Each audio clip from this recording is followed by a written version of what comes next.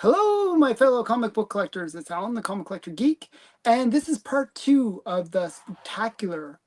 It's like the post-Halloween apocalypse. I don't know.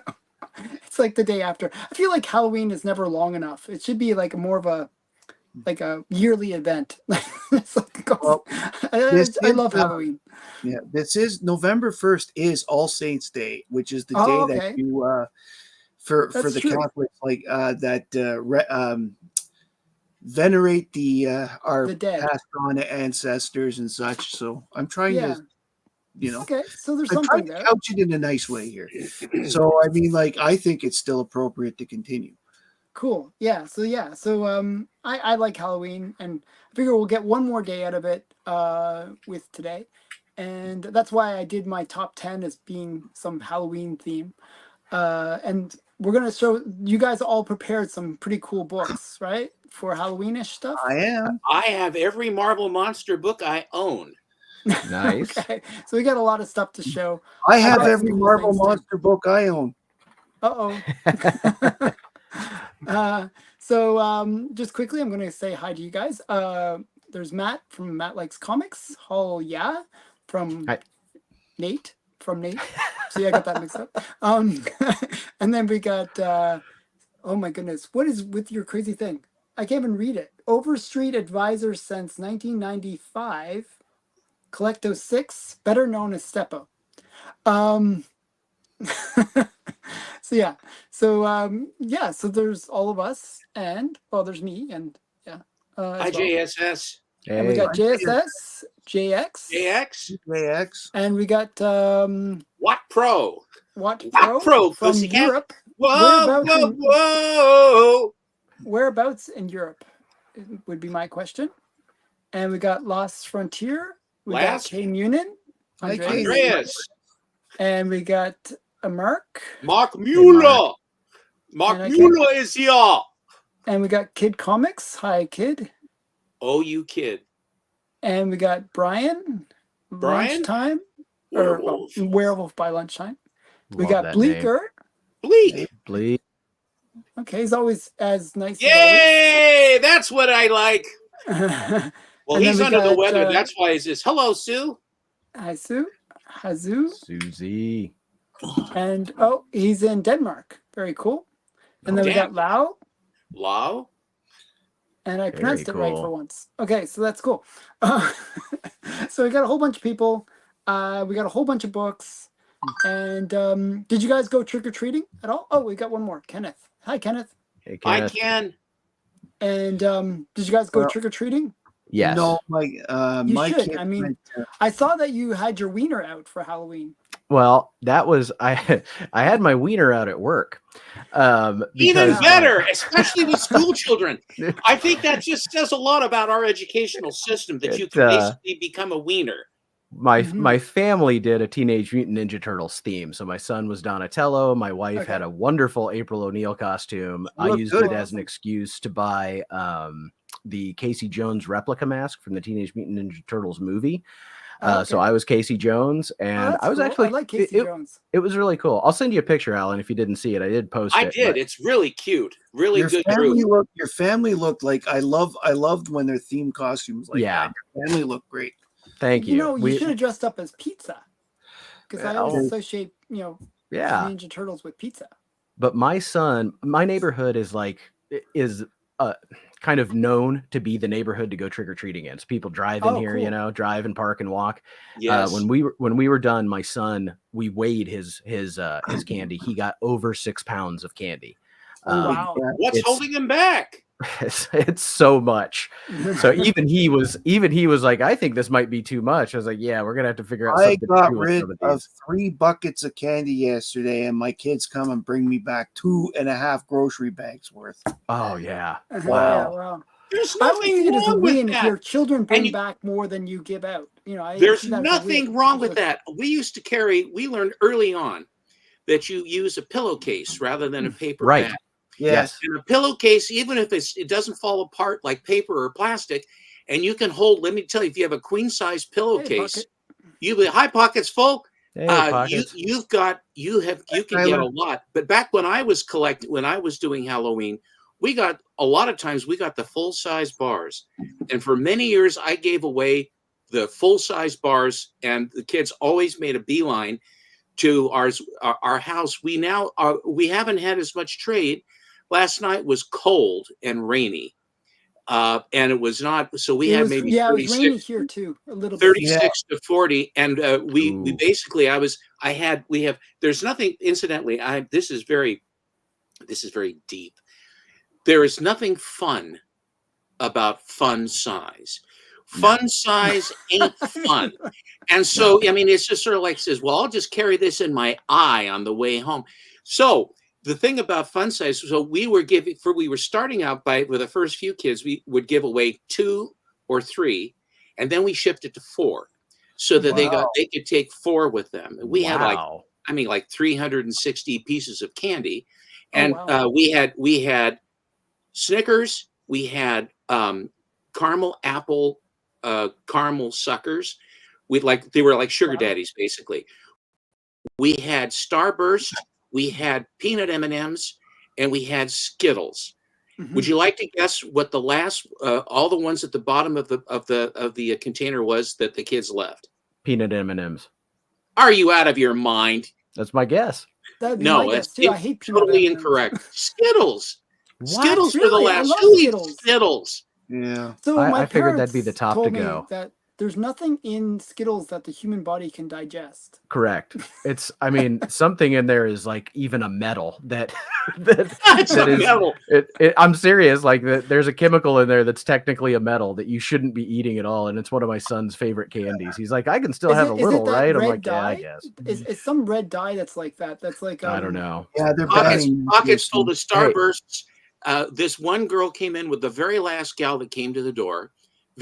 And all the kids, eye contact, how are you? Thank you. Yes, please. Thank you. It just warmed my heart. And she came in, I said, go ahead and take 4. And she was picking out all the Starbursts. And I knew it was almost 9 o'clock our time. And I said, go ahead, take them. So she just went and took all the rest of the Starbursts, which left us with basically Skittles, which our little kids, our grandchildren do like them so anyway. But I do like, I used to give away, and one year I gave away king size Snickers. I gave away king size and then also king size Hershey's with almonds. And the kids were screaming. I mean, and I could have done that before. We kind of time kind of went by us, and candy is not getting any cheaper. I have also noticed. It's getting smaller and more expensive. Yeah. Yeah. So, hey, real quick, pocket full of comics. 2 things. One, if he's talking about what I think he is, it's where you do some origami with the wrapper, or you can chain the wrappers together to make things as well. But he is another one who I follow him on Instagram, and his family had a group costume where they were dressed as the characters from Frozen. Yes, their costume was amazing and adorable. Wow. See, what was the caveman thing? What was the caveman thing that he was wearing? I missed that. Oh, I don't remember the character's name, but he's the guy, the boyfriend. That drives the reindeer. Ugh. Wait. Isn't it? It's been years since I've seen it. Kristoff. There it is. Kristoff. Yeah. Kristoff. I was going to go. They were great costumes, and Kristoff, just there's only one guy from Frozen that I'd like to be, and that's the Yoo-hoo. Big summer blowout guy. Actually, my wife and daughter were in sort of matching costumes. My daughter was Cookie Monster. My wife was Supergirl. Cool. My wife was the Black Cat. How is that matching? Yes, I saw that. And yeah, Susie's. I know she's in the chat. Susie, your costume was great. Steven sent me a picture. Yeah, I saw Susie's costume. She was awesome. I was like, oh, Domino mask was amazing. You married the Black Cat. That's awesome. Mm-hmm. I did. That's cool. Like, my family, we didn't get dressed up at all. We were really lame. That's all right. And you say you want Halloween to go on longer, and you're the party. Yeah, he really has the feeling of it, right? Right. I had 2 costumes in one day. Yeah, and we were all like, I don't want to give out the candy. I don't want to give out the candy. I figured that after I saw Nate as the hot dog, there was nothing I could do to beat it. Hi, Belizard. How are you? I think I haven't seen you before. Nice to see you. Brandon Rips, hello there too. I recognize Belle. Western Canada. Bell has been on Random Ribs. Nate and I a couple times. I think I've seen him once before as well. It's just one of those names that you kind of remember. Yes. But yeah, so so I guess you guys had a good Halloween then. Yeah, we were so busy. This was the first. My son usually stops. You know, he's like, I've had enough. But this year he's just a little older and he wanted to go until it was closed down. So this is the first year I didn't pass out candy. So in addition to the 6 pounds he collected, I also have the bags I bought to pass out. So I'll be taking that to school and unfortunately using it as classroom rewards for a while. That's good. What were you giving out? What were you giving away? We always buy the big Costco variety packs, you know, so it's I don't know what's in it. Kit Kat, Reese's, Baby Ruth. I can't remember what's in. They're not the fun size, but they're like the half sizers. So it's not the like little one bite. At least it's at least half a candy bar. Lots of Son of Crom. How are you? Son of Crom. Son of Crom. He's always good about commenting on my videos. So yeah. He is he's a great new YouTuber. I love his content. I really do. Cool. Ladies and gentlemen, we're close to finding out just tomorrow how we rate tomorrow. I'm guardedly optimistic, but I wouldn't be, since this is the first time we've gone up, and of course, same thing with Hall. Yeah, I hope you win. Oh, well, thank you. So, I was actually meaning to ask you this, Stephen. Did you get a link? I did. I did. Did you, Stephen? I didn't. That's because I'm going to share it with you and force you to go on there with me, so that when we do that category, you should come on with me. Heck yeah. Well, I would be. No, Hall, yeah. Hall, yeah. Hall, yeah. Hall, yeah. All right, I'll be happy to come on. Yeah, I'll send you the link. Give me a heads up, and I'll be happy to. Yeah, it's at 9:00 on Saturday. 9 Eastern tomorrow. 9 Eastern morning? No, so 9 Eastern evening. Would be like 6 No, o'clock 9 o'clock at night, and then 6 o'clock your time. 6 o'clock here. Okay, good enough. Yeah, so 1,800 hours. You like me. You really like me. So it should be good. I think it will be interesting. I think it's going to be fun no matter what. And I'll be honest, I'm going to be glad for the tummy ache of possibility to be over. Like one way or another, I'll be glad to like move forward. So were you promoting it much on your channel? A little bit I did. Yeah. I mean, every new video I made from the time I got the finalist nod, I did. But drive safely, Big Lyle. That's what you're supposed to do. Yeah. And did you say how your children's lives were at stake? I didn't, but I totally guilted. I work in an elementary school, and I sent out an all work email and said, "Vote for me." Okay, and cool. Hey, for the record, I may have listed some friends of mine too. I said, "Hey, it's a long list. I'm at the bottom. Please vote for me. And on your way down, if you want to click on any of these friends of mine, please do." And I mentioned you guys as well, and Hagen from Lettuce, and I just So I don't know how many votes that got me. I work in a pretty big district, but I guess we'll find out tomorrow. Yeah, that's the best way. Is like to spam. What can you say? Okay, so how about we show some books? Who wants to go first? MJ Comics. It's not the theme, but if it's okay with Steven, I have a package he sent me. Let's start with that. To do a live unboxing. Yeah. So I heard about this. Okay, I have no idea what's in here. I did just I know, right? Is there any fine white powder? If there is, my camera will mysteriously turn off, and I'll be gone for a bit. So I did go ahead and cut the tape as soon as I sat down here, but I have not peeked at all, so I don't know what's in here, and I'm not looking. So live unboxing time. Here we go. Hello. Oh, nice. Okay. Yeah. Oh, hold on. Oh, wow, that's a huge one. That's a big one. All-Star Superman 1 and 2. Okay, that's big movie spec going on. Big movie spec, and these are nice, man. Steven doesn't kid around. Oh, that's a good one. These are I love this Superwoman cover, man. And this kind of goes, the latest issue just came out. Yeah, these Mylars are crispy and these books look so nice. Oh, Jimmy and his Technicolor. Oh, sorry. Got some glare there.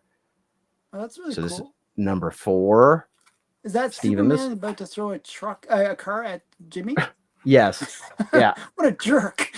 He is, but Jimmy's the hero of this issue. This is okay. Jimmy thinks he's the hero of every issue. Well, I'm not going to disagree. I like Clark and Lex in prison together. Mm-hmm. Oh, this is great, Steven. Oh, so sad.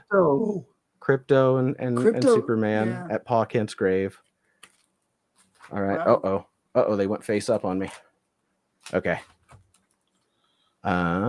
Batman, Dynamic Duo, New 52, City of Tom King. I love me some Tom King. I think that's the first Robin. That is the first Robin of that Robin. Okay. It's the first female Robin. Is it Stephanie Brown? No, I think it's Bluebird. Okay. That's cool. That's really cool. I could be wrong on that one too, but Oh wow, is that Neil Adams? Someone's gonna have to tell me because I don't know. I can't do research on a live unboxing. But that's Neil Adams. I love when the trade dress gets used as part of the art like this. Yeah. I think that's a is that 359? It is 366. Batman 366. And I see an artist, but I can't. Cover art is Walt Simonson. Okay. Walt Simonson. Okay. That's super cool. I love Walt Simonson too. All right. Another Batman, introducing Nocturna, Superman. So this is number 363. Oh, that's another key. That's a good story. Cool. Very cool. It's got that Superman 3 ad in it. I really hope I get to be in Superman 3. Killer Croc. Killer Croc. Wow. What? That's awesome. That's everybody. That's the first Killer Croc, No, first it's not. Killer Croc cover. First Killer Croc cover. Yeah. That's his awesome. first cover. It's first cover. Well, rogues. His first appearance will be there as well. What? Oh wow. Wow. Oh my God. That's his first appearance. Yeah. Isn't this also like a Jason Todd key? Yes, that's right. Yes. Jason Todd and Killer Croc. Yeah. Steven. Yes. That is huge. That's huge. That is so nice of you, man. That is awesome. I know this book's on my list because of Jason Todd. Brother, thank you so much. I really appreciate. I mean, I appreciate all of these, but that is so nice of you. My legitimate thanks, my friend. Wow, I hope that you didn't have those quietlies. Did you have those All-Stars? Well, I do. I just got them not too long ago. So I'll talk to you about what I've been doing is when I get doubles of something. So what I have the full run. I just put the full run of that together. And so what I generally do is you sent me those books as a gift. So I want to keep those because those are more meaningful to me. And then I'll take the ones out of my PC behind me. And I know people who would love them and I'll pass mine along. So you didn't like you gave it to me and I'm going to give it to somebody else. I'm going to pay it forward. Yeah, cool. All of those books I bought brand new and just put them away. So that's original owner type stuff because they just went into the PC and then they just lived. They're they should be. There's the highest grade as I could get them. And I mean, like they are pristine, man. They are beautiful, beautiful copies. And yeah, I'm sorry. These are now the Stephen Gettner pedigree for me. Yeah. I mean, I'm not joking. That's like, I would never get rid of any of these because that's kind of one of the things I've really enjoyed about starting my YouTube channel is like getting things and meeting new friends and all that. But like, it just like I get these things and now they have sentimental value on top of the sentimental value they already have because there's something that I wanted to collect. So I'm very touched and I really appreciate it, Stephen. You're very welcome. And I'm also glad that we saved it for, because you and I were talking about how I would do this, and it just showed up at my house a couple days ago, and I said I'll just leave it sealed, and we'll do it live on the show. That's very cool. So that can be my round. That's cool. Yeah. You go to somebody else, and I'm gonna peek at a couple of these. I will be happy to let Steven go, but can I show one book before he goes? No, you go. Sure. Do your round then. Do your round. Okay. Well, this happens to be an AOPA I got from Cali Comics. It took a while to get here. Oh, but, I finally got her. It's the first Buffy in comics. It's Dark Horse Presents Annual 1998. that was sitting in front of me for the longest time. Well, the fact is that I wanted to say on camera, thank you, Cali. I don't know if you're on I know you show up at some point, but I'm not sure if you're on right now, but I wanted to say thank you because I'm very appreciative. So I will show a couple of books here. I've got some Grimms, some Grimm ghost stories, and a couple other some Buffies and a couple other stuff. This here is Red Sonja and Vampirella meets Betty and Veronica number 10. It's the variant. Mm-hmm. And what I like about it and why it qualifies here is because Red Sonja has been turned into some sort of undead creature. And of course, we all know Vampirella is an undead creature. I always wondered that. Is Vampirella really considered undead, though? Well, she's not. She's a vampire, but she comes from a world of vampires. Yeah, I thought she's an alien, right? Yeah, she's more of an alien. But the way I look at it is she could be undead because we don't know what other life's because the definition of life is being able to reproduce.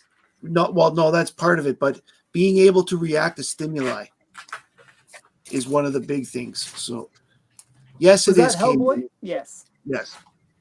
Here is one of the Buffy ones. I like this one because the werewolf is being attacked by a werewolf, as in if everybody who's seen the show, that's Oz, who's the human there, the one that went out with Willow before Willow decided she joined the girls' team.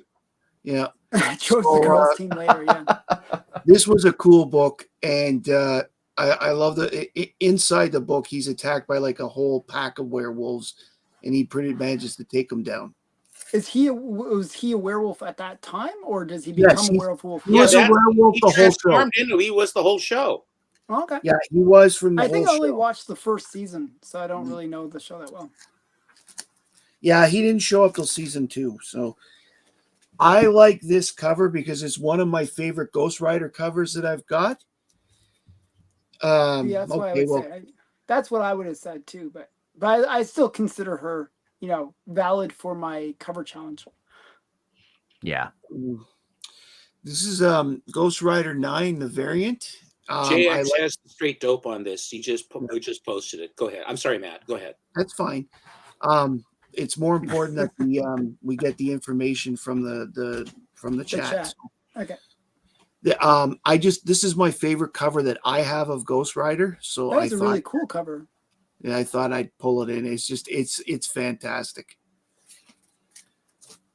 He looks kind of like a lich. You know what I'm talking about? Yes, he does. Actually, that was the first thing I thought of. Here is Witching Hour 77. If you read the story, he's in a submarine and he's attacked by a magical puzzle. Oh, interesting. Okay. Yeah. That's the main story in the book. There are, of course, other stories in the book because there's 3 or 4, like most of these Bronze Age books. But it was also the best written story in the particular book. Is it true you need to kill a werewolf? You still need silver bullet, or has that changed? Silver. It doesn't have to be a bullet, but it can. Yeah. It has to be silver. Anything silver. Right. Yeah. Wolf's bane, and it has to be pure silver. It has to be 100 or 100% silver. It can't be impure. Apparently. And the last one I'm going to show this round is Grimm's Ghost Stories 32.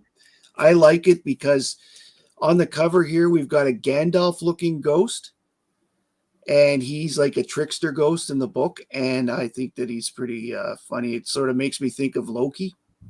Oh, okay. Loki, if he was a ghost. Yes, I like the hag in the background. Looks like a EC Comics well, the hag. character. Well, the hag is the host of the Grimm's Ghost Stories. Okay. She is like the She equivalent. kind of reminds me of the one with the apple. Do you know what I'm talking about? Oh Snow yeah, White? yeah, yeah. Snow Snow White, White. Oh yes, Snow White, evil stepmother. Yeah. who of course is No, the evil queen. She's Evil the queen. Evil queen. Evil She's the evil evil queen. stepmother. She's a stepmother. Oh, that's true. She's both. Well, Cinderella was the evil stepmother. Yes, but The evil queen was Snow White and asked to want to have her heart cut out. No, but the evil queen is the stepmother to Snow White. Yeah, she married the father, right? And then And then exactly. she banished her.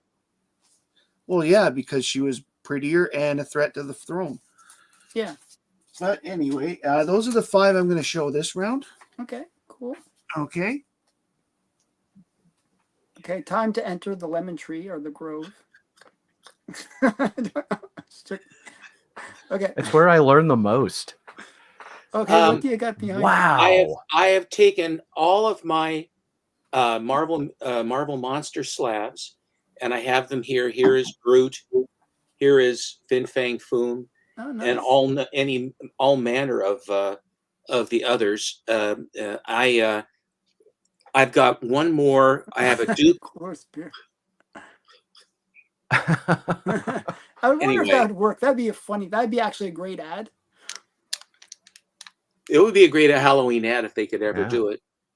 Here is the first. Oh man. Here comes the Hulk. Yeah, that is a cool book. That's a really good book. That's in my cart right now, actually. I'm sorry? That's in my cart right now. Believe it or not. I was waiting for I have that one. No, it's in the cart. Maybe so there's maybe like next stages Halloween. of me having things, right? Right. Oh, speaking of cart, I've put the Weird 3 in the cart so that I can get that and read the books. Weird 3. What's the Weird Well, you 3? sent me 1, 2, and 4. Oh, the Weird. It was Weird. a mini series with the Justice League. Good deal. I'm sorry I couldn't complete that, but That's fine. No, that's more than fine. Goliath is fantastic. Cool monster. yeah, that is a cool cover. Oh no! See, this is one of those ones where so that's the same Hulk. This is the second appearance of that. Yeah, monster. he has the same kind of Muppet hands. But he's the Gray Hulk now. He's actually closer to the real Hulk. Mm-hmm. Like the first appearance of the Hulk. But you'll notice that Gray is very, very. In other words, this is the reason why the Hulk, Incredible Hulk himself, started out gray. They didn't seem to have any trouble with gray ink back here. I think that this whole thing about that we couldn't get the gray ink right, so we changed it. I think they wanted to make him green to make him pop better. Mm-hmm. That's my feeling, because if that was the case, we wouldn't have a single gray monster. And if you look at there's lots of gray monsters. They're almost all of them are gray. Yeah, I was thinking that too. Even Groot is gray. Batman's costume has been gray forever. Yeah, so this is Marvel. I don't know if that's one of those. This is Marvel. It's gray. It's gray. They say on the anyway, but you'll notice he has a 6-pack too. He's in shape. Oh wow! His legs are only 35 inches long though. It's like he for a only 25-foot monster. Really stubby legs. He'd be kind of like Billy Barty, kind of scooting along the ground there. It's like he only does crunches. It's his only his only exercise. Well, I'd like to point out that that's the Hulk, and the other one is the Incredible Hulk. That's how you tell them. Oh, that's a good distinction. But both of them can't hold a candle to Gruto. The creature from nowhere. And the recurring theme is run for your life. We can't escape. We're doomed is the recurring theme. They had a special on green ink in the 60s. That's why. Oh, and this is the first appearance of the prototype for what's his name? Doctor Strange. Yeah. Oh. But there's a very Asgardian feel to these things coming in too. with the horns. They're like Norse evil demons or something that he's trying to fight off, and he has sort of a What's you know that he has sort of a spot at the scratchy. bottom He there? has sort of he has his eyebrows and all that stuff. And What's and the in spot this at the bottom by the girl? brush or something, a plant. Oh yeah, I Okay. bet it's a plant. Yeah, I That's a was kind of plant. curious what it is. Yeah, But it it's weird. it It's looks just a like plant. Loki back there in the fog. That's what I'm trying to say. Oh yeah, it does look like In Loki. my Like the inimitable way. horns. Yeah. Either that or The other thing is, it says you've never read a tale like The Sorcerer. Do you notice the word balloons are these huge monolithic things that are enhanced and drawn, and I mean, really, They put red around them so the that they can word really stand bubbles out. are big time in these days. Sometimes word bubbles work. Sometimes Oh not so yeah, much. they fit for this. Here's Gratu, Gratu. king of the insects, Gratu Barada Nikto, or as my father would always say, Nikto Schmikto. You know who'd probably be the most scared of Gratu is Groot. He's a tree. Oh And yes. insects on trees are not a good thing. It kind of looks like a termite a bit in that respect. Yeah. This is just a beautiful, beautiful color on these colors on these covers, and there is Kirby's architecture and stock players and all the various positions that he would put them in, with their legs 4.5 feet apart. You know what I'm thinking? I always wondered why they never did this, but why didn't they have these monsters battling each other? You know, like I think that would have been a good kind of way to keep it going. Both Belizard and Son of Crom are pointing out that Hulk is called Xemu the Titan now. Yes, I saw that in the chat. And Zemu the Titan is white. He's covered in white fur. Oh, weird. So those two Hulks that I showed are now Zemu. Yeah, Zemu the Titan. They've retconned the Hulk into Zemo. Zemu. Zemu. But is that character even used? The way I know him is he's in a couple issues of the Defenders. Oh, okay. And so from the 70s. Okay. In Doctor Strange, when he goes into one of the dimensions, and I believe it's against the Dread Dormammu. The Dread Dormammu had a herald that was this floating fiery face that looks just like that fiery face right there. Okay. So they reused that face, and all it was the face that would be hurling insults and stuff and flying around. Very cool. That one I hadn't seen before. There are a lot of these I hadn't seen before. Yeah. Taboo returns. He's back. But you can't talk about him. No, yeah, it's right. taboo. And this time, nothing on earth can stop him. Nothing? Nothing. Nothing. Nothing. Challenge accepted. I'll show a couple more, and then I'll let you show some, Alan. Now I can save some for the next round. Yeah. Now, the story on this Magneto is that Snorf. Sorry, Lyle said something really funny in the chat about What they did got Lyle rid of the say bubbles. They're talking about word bubbles. Oh, okay. So this guy is a circus strongman who is ostracized in some fashion, and then he gets launched into space in some fashion, and he comes back with this magnetic power, and then he basically then has to get vengeance or get his revenge or whatever for being stomped on or whatever. And again, you have the Jack Kirby proportion bending, and the people that are just sort of like head popping out of a window and stuff, and they're all talking. It says, how does he do it? Magneto is uprooting the entire city, people, cars, even buildings. If he isn't stopped, we're all doomed. Okay, that should do. That was 1, 2, 3. That's a bunch. 4, 5, 6, 7, 8, 9. That was 10. I'll let you go. Those monster books are great. I'm going to show some monsters too, actually. But mine are Universal monsters. So I'll show you my Universal monster collection. Very So nice. we got the Wolfman. And you got to be careful when buying these. Yeah, I have to make sure that it's the August issue, because there's like reprints. I'm a big anti-reprint guy. So Are they different prices, or are they still 12 cents and reprinted? they're the same price. They were just reprinted like a month or two later. Huh. So but generally the reprints go for a little bit less. But sometimes people don't realize that they're selling reprints, and then they sell them for the, as if they were first prints. So you gotta be careful. Okay, so that's the Wolfman. Then we got the Dracula. And this one, do you guys know the artist? I do. I don't. Okay. L.B. Cole. Wow.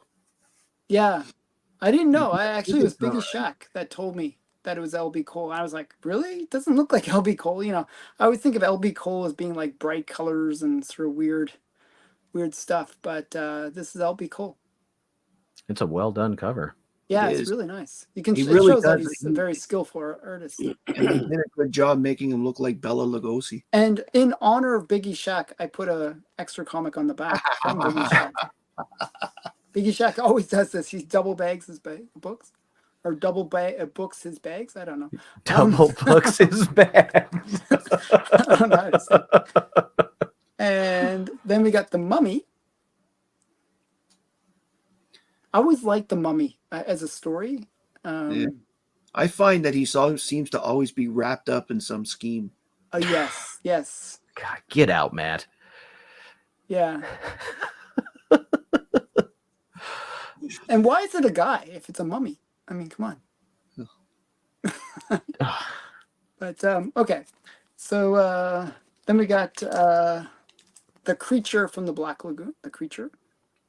I like that one. That is really cool. The Creature is one that's always appealed to me, like visually as a monster. Yeah, I mean, it's a very cool monster. Actually, I should show it, but do you guys know where he made his first appearance? Mad Magazine. Mad Magazine, yes.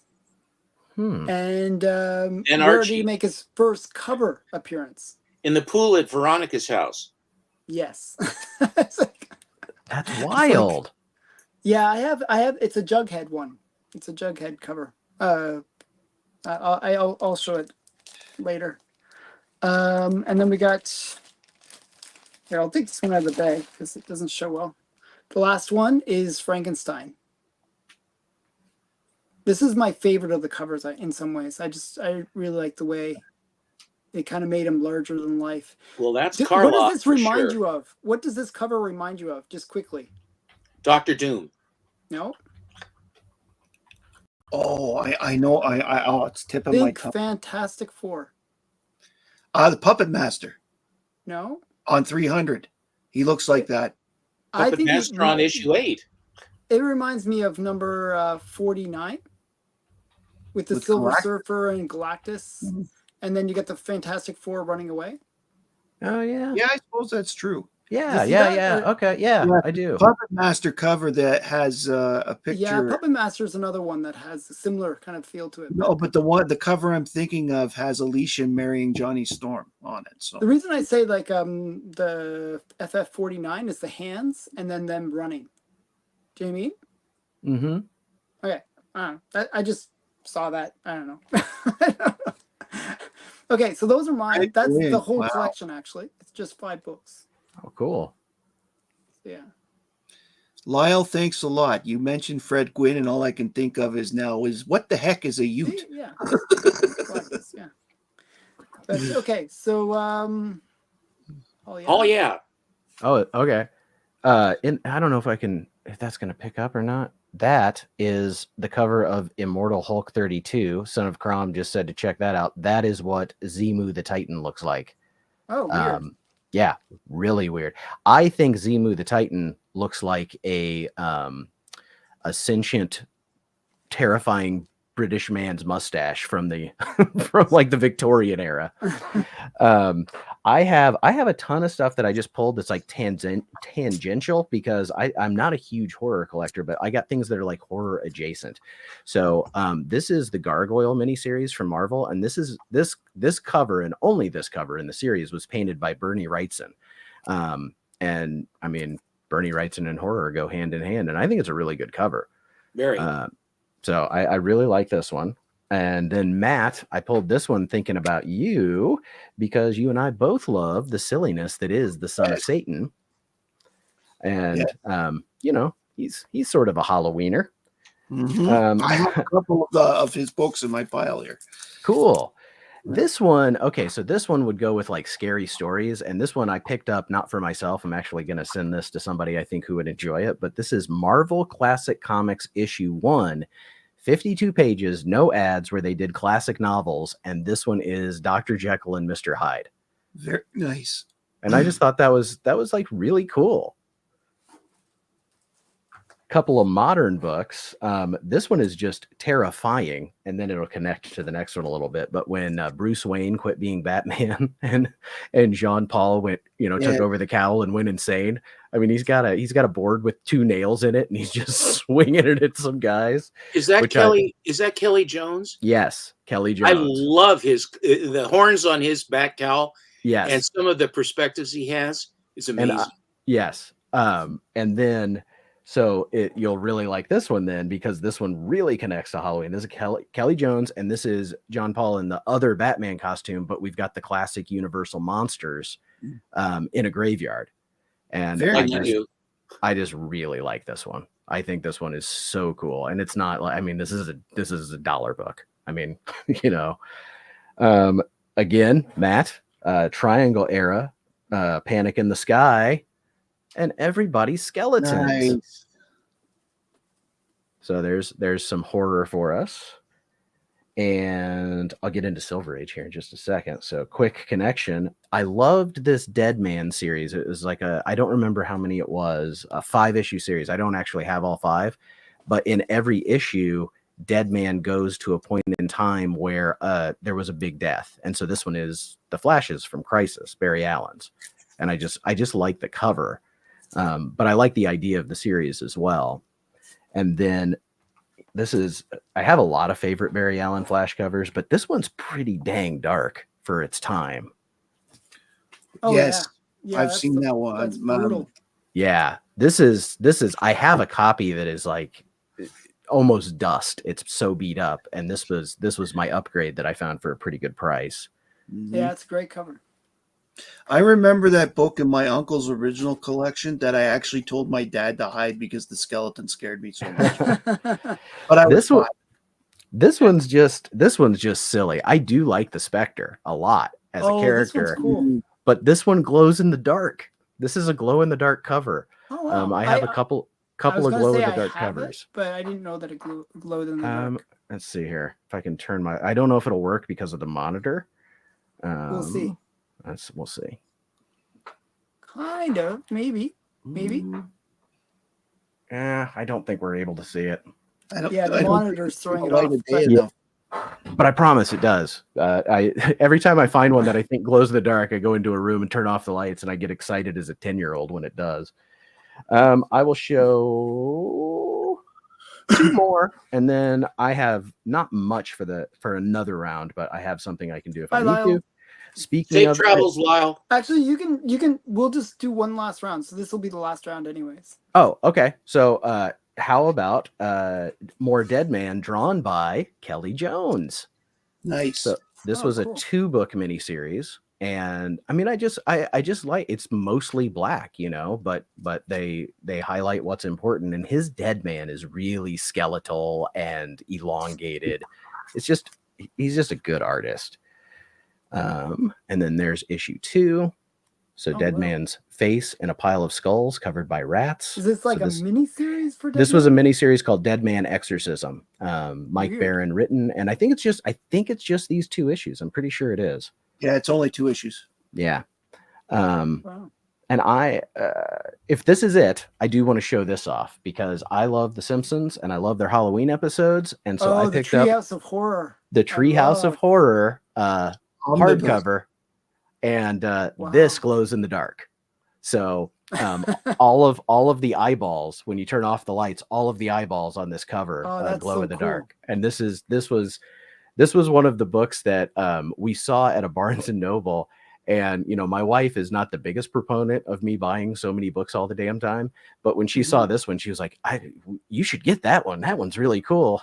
So I immediately looked it up on In Stock Trades and they had it for a good price. So I grabbed it. Wow, Amazon awesome. is another way to do that. I would do that if I would go to Barnes and Noble or whatever bookstores that are still around. I did that for the collected Calvin and Hobbes hardcover. Oh yeah. And I did the same thing for the hardcover of the Far Side, all of those. And it was lots cheaper, and they hadn't been thumbed. And that's the thing that bothers me. People thumb those books and then they want full value for them. Right. It's just, you know, and when you on Amazon, they come to your door, they're unmessed with, they're wrapped, they're untouched. I like it. My only problem with Amazon is, you know, sometimes they get roughed up in the shipping. Whereas if I order from this company, In Stock Trades, they have like a book coffin that they mail those books do not move inside the box that they send. Very good. And they generally, now they don't have the, you know, they don't have the same stock that Amazon has. I don't know how they get theirs, but they're generally like 30 to 50% off, and they're generally where I buy my hardcovers. But yeah, I was a little nervous because that one's so big. I didn't want it to come and have the slip cover all dinged up. So I was really glad to get it from the other company. Very cool. But that's it. That's what I brought tonight. My other problem with Amazon, at least with our driver for Amazon, he just tosses things onto the. Yeah, well, that's the driver, not standard. Yeah, I know that's the driver. I said our driver does that. Ours, the ones I've had have been, knock on wood, have been very, very nice. They put them underneath the eaves up on the top of our stairs, so that it doesn't get rain on it or anything. And then, of course, what they do is they take a picture. And they send it to you. So what a great company that is, truly. Well, yeah, my problem, same day or next day delivery. Yeah. Luckily, I seem to have good drivers. I mean, I just got an Amazon book today, but again, so it came. I'm going to do this for my next graphic novel book club, but it just came in a paper sleeve. You know, it wasn't in a box at all, and this is just a paperback. And so it's a little, you can't really see it, but it's a little dinged up because it was just in an envelope, you know, in their truck. And that's not, you know, the driver did a good job. He put it on my porch, but the transport was the problem. I've also seen him put a book in a box and put one of those little inflatable balloons in there. And the box is just, you know, oversized. So it's bouncing around the whole time it's coming to me. Yeah. So yeah, I agree with Kate Noonan. I think the biggest risk of having stuff shipped is the way that they're gonna, you know, how is it going to be treated in transit, and how well packaged is it? They always wrap everything. They're really good about shipping. Yeah. I still haven't. I have some things in my cart. I finally took that step. I threw some things in my cart, but I haven't pulled the trigger yet. Well, I guess when I do, I'll have to buy a bell. Have Alan give you the code, which is Halloween. I don't know if you change it because if some books they'll discount. Oh, they'll give you a discount code. I always think about it after I've ordered things. I'm famous for that. The code right now is Halloween. If you want to order and get a little discount. Nice. And JX, I agree. Black Hole is one of the weirdest things I've ever read, and I just love it. So I can't wait to talk about that one. Well, I have a few here. So, The Witching Hour 78. I like this cover because it's one of my fears. It's a wax museum. Oh. And the idea of having my body covered in wax kind of scares me. It's one of the ones that I don't say it keeps me up at night now, but it's kind of one of those.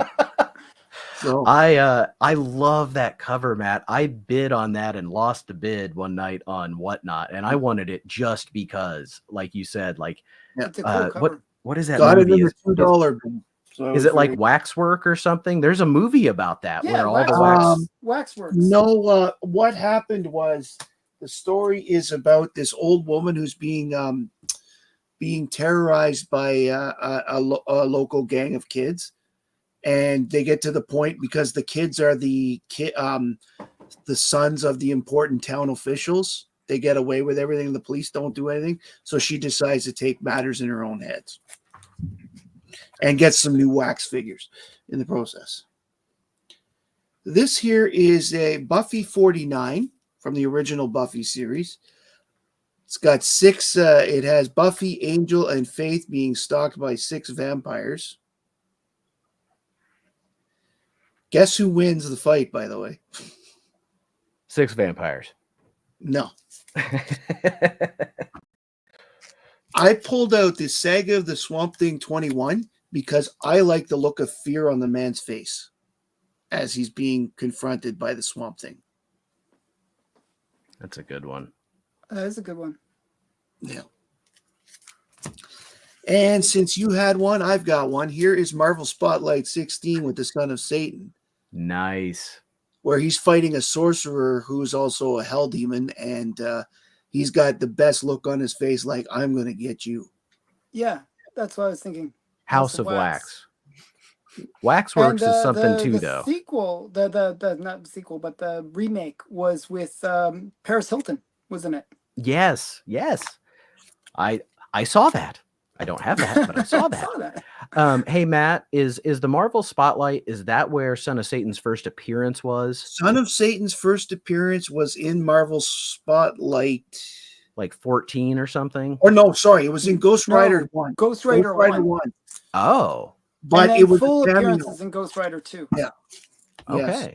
So we're talking $1,000 book minimum right off the bat because of the Ghost Rider 1. Sure. Maybe I'm just thinking his first like solo book was the Marvel Spotlight. The first solo book was Marvel Spotlight 11 or 12. I'd have to look it up, but I know it's one of them. So. I think it's 11. 3. I think it's 11, but I'd want to look it up to quote me. This here is another Buffy book, season 9-15. I like the Zompire. I liked her homemade movie better, but I was just typing a response. That is cool, Matt. That's a and cool, yeah. 2 more to go here. I've got a mummy cover as well. This is Grimm's Ghost Stories 55, where the mummy is hiding behind Tutankhamun's mask. Oh, that's very cool. Wow. This is one of the best. This was the first issue of this series I picked up, and I picked it up as a pure cover buy. And then when I read the stories, I'm like, oh, I like this. So I started buying the series. So I have about 7 or 8 of them now. And I did a video on the ones I had a couple months ago. Very cool. And last but not least, for all the fans out there, here's the Zombie Trap, some finger number censoring. 38. The Very naughty nice. version. Ergo, why my fingers have to go where they go. Very cool. Zombie Tramp is the best. For this channel, Zombie Tramp feels like it's a mandatory thing. So yeah, it's a requirement that anyone that's part of the panel has to have at least one Zombie Tramp in their collection. Well, that's my round there. That's what I pulled today. Okay. I have no Zombie Tramp. You have no Zombie Tramp? I'll see what I can do. Okay. I wanted to say to Hall, to Nate, that the book review that you did with Mike and 9 Panels, and who was the third guy that you had with you? Ricky from All Sorts of Words. All Sorts of Words, yeah. That book that you were reviewing is the most incredible thing. That the amount of effort it would take, to compile, and then have the art for each one of those. I have absolutely no idea how long. And did you say that the woman was crippled in some way, and that there was a problem with how she did her art? What's that? It's, if you go back to the 4-shot, Alan. I'll just going to switch real quick. Yeah. So this is the book. It's called My Favorite Thing Is Monsters, and it is a tome. And it's just one. Is it one book, and that's the whole collection? It is one book, but it is not the whole collection. There is another volume that is equal in size, but there was never individual issues. So the woman's name is Emile Ferris, and she was an artist, and she created this thing. And I mean, it is just like, if for nothing else, you should look at it for the artwork. art. It is all done And with it's like these ballpoint. poster or comic cover style art.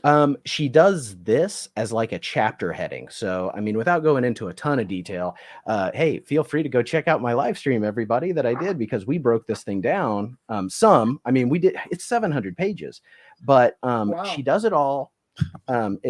It's all from the point of view of this 10, 11-year-old girl. And so it takes place in the 1960s, and she loves monster movies. And so the chapter headings are like copies of old horror magazines, which are gorgeous and amazing, but the art itself is as well. And the art is very varied in terms of how she presents, but it's all really good. Different styles, different proportions, different perspectives. What is it called again? It's called My Favorite Thing is Monsters. Speaking of, like, here is one of the characters in the book. And to me, he looks like Boris Karloff as the Mummy. Very much so. And you know, she herself, the girl, sees herself as a werewolf. As a werewolf, you know.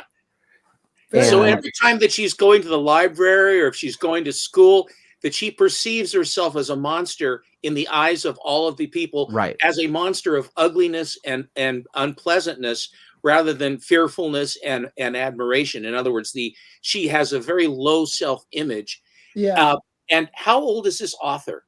So the author is, she's an older woman at this point. I mean, I've seen some interviews with her, but the story of her is that she got West Nile virus, and it paralyzed her from the waist down. And it also made her lose the use of her right arm, which, JX, I think, is right. I think she's in her 50s now.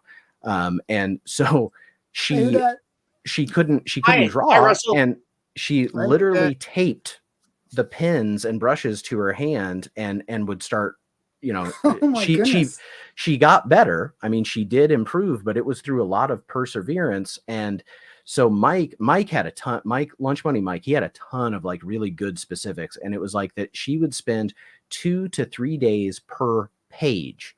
And this thing is 700 pages. So that's like a year or two of her life. It was a lot. It was longer. It took her years. And then when it finally got published. 700 times.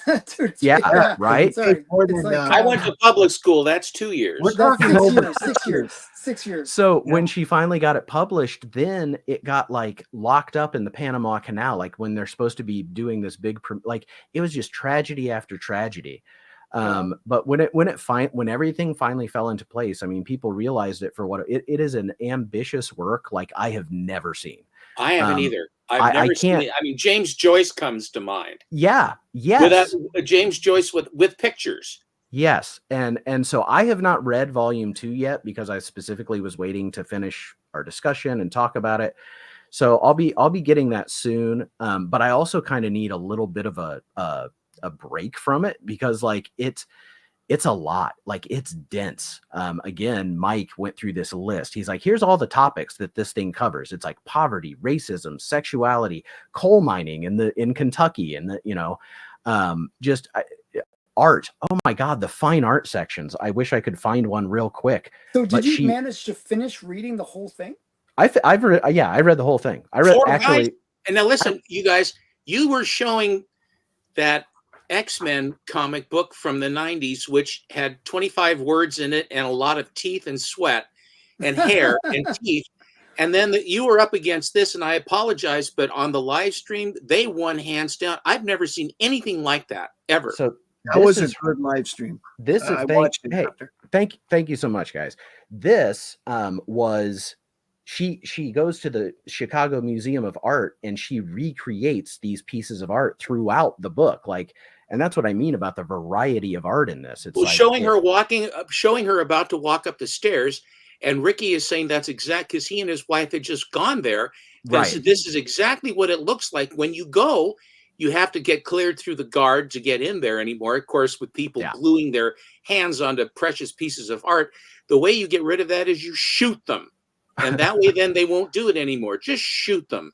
Sorry, that's the way to get rid of that crap. You don't have to be so. They don't need to shoot them. You just how they cut them out of the concrete. You change the method how they cut them out of the concrete. Yeah, just take the hand. This I like that. You can't do that. I just did it. I can't recommend this enough for pretty much everybody, as long as you know that there is some very like uncomfortable Sleeping stuff with children. in there. Yeah, stuff that deals with kids and I'll abuse. definitely look for a copy of it. Right after that, Ellen says, "Oh, I gotta check that out. Yeah, I gotta go get me some." I mean, I FOMO'd Alan last week. I got surprised he's FOMO'd here. It's one of the most incredible things I've ever read. Like I can't say it's the greatest thing I've ever read, but it's so ambitious and its scope is so insane. It's monumental. Yeah, great word. You can't come away from it and not be like, there were things I loved in it. The effort involved. I'm blown away that one person, every last word, she does the word, she does the art, everything was one person. It kind of reminds me just in a weird way of, those people that, they get like a wheelbarrow, they fill it up with rocks, and then they build like a little castle somewhere. Yeah. But I know the graphic novel of that. Yes, that's a great analogy. I've seen people stacking stones down at the beach, which is always interesting how they can get them to stand there. I've never heard a story. This must be a Canadian thing with a wheelbarrow of rocks and build a castle. No. It's a guy in Florida, right? France that did it. France. And he built this castle, but every day he would fill up his little wheelbarrow with rocks, and he would just keep on building onto this castle. Well, I guess if that's your ambition, why? I mean, God love you, right? Rocks and man, I don't know how you're feeding yourself with a wheelbarrow full of rocks, but the structure he built is very looks a little schizophrenic, but it's really cool. I know that story you're talking about, Alan. Yeah, we when I was in French class, and way back when, that was one of the stories that we had to read about was this guy. Okay. And it was really cool. I thought it was cool. And really? I did not mean to derail everything, but Stephen got me going on that book again. No, that's awesome. No, it's interesting. It's very horrific. Anyone that's watching this, go over and check out Halia's channel and watch his live stream on it. Yeah. Come on over. I do classy stuff like that, and I show the ferret. We run the full gamut. Which is coming for me. I am getting a ferret because I already got my gold foil Turok in self-protection. Now I have to get my ferret as well. I would like to point out. Sounds sort of disgusting, doesn't it? My next Stackery unboxing has the ferret. I think I'm putting it at the grand finale episode. It is the ferret. It is not the ferret. It's the ferret. It is the French-Canadian version of the ferret is ferret. At this point, I have received 11 messages of people saying that they've got a copy of the ferret. We may get on Comic Tom yet. I know. The goal is if we can just get enough people to buy the ferret, and it becomes like this hot book. All of a sudden, it goes from being a $1 bin book to being a $2 bin book. Double your money. That's what happened. That's what happened with Reggie Collects on the Gibbon. Everybody was talking because they thought the Gibbon was so lame as a character against Spider-Man. Yeah. So then he says, well, the Gibbon says that this is what it would, the Gibbon wouldn't do that. People are going, who? The Gibbon. And then he was showing this Gibbon cover. And so everything was the Gibbon, the Gibbon, the Gibbon. And when I was still hanging out with or watching him, because I enjoyed him until he became too much Reggie Collects. Mm-hmm. And he's gone now. Oh, I know he is gone. But I have these made. I may have to send them to some people. But I wore that. That's awesome. The Gibbon rules, and that is the same font as the. I wore that to a Comic-Con, and people are like, "Oh, that's cool." I might be enticed to send because I have a few. I might be I might be able to send some Gibbon things. Although I think now it looks like it's going to have to be a ferret T-shirt. Okay, there is advertised in one of the issues of the Ferret. Yes, a ferret T-shirt. Yes, I saw it and about died. And did you buy it? Okay, I mean, I can't go back to 1992 and order it. I did look. There should be one on eBay. I went online and looked because I thought it would be awesome to wear a ferret T-shirt. I did too. Unfortunately, it's not there anymore. But we that's do probably like a we live rare in an era collector where you item. can put anything on a t-shirt, so it may be time to Yeah. do our own ferret merch. Yeah. I will. Alan, do you want me Yeah, to run this thing out? Are you yep. fading? Because I think I see you're fading. I'm gonna show my books too. So you show yours, and then I'll do mine, and then Okay, we'll wrap it up. I'll show you. I'll show you mine if you'll show me yours. Yes, exactly. I thought we were past that, Alan. Oh wow. Okay, So, good yeah, enough. I think I'm glad you're Damien's well right. with me. We are going to get that ferret movie made. I love it. That looks like the creature, just with, longer face. What? There's another monster that has that kind of weird elongated face. I'm just trying to think of what it is. Oh, that's the reprint. Oh, this is the reprint, but I wanted to show this so that you could see that he has his shorts on, and they made sure that you saw that he had his Fantastic Four shorts on. He's got kind of like the Hulk shorts, Well, that's what it is. But Fin Fang Foom, and I have my Fin Fang Foom or right there. The thing, I should say.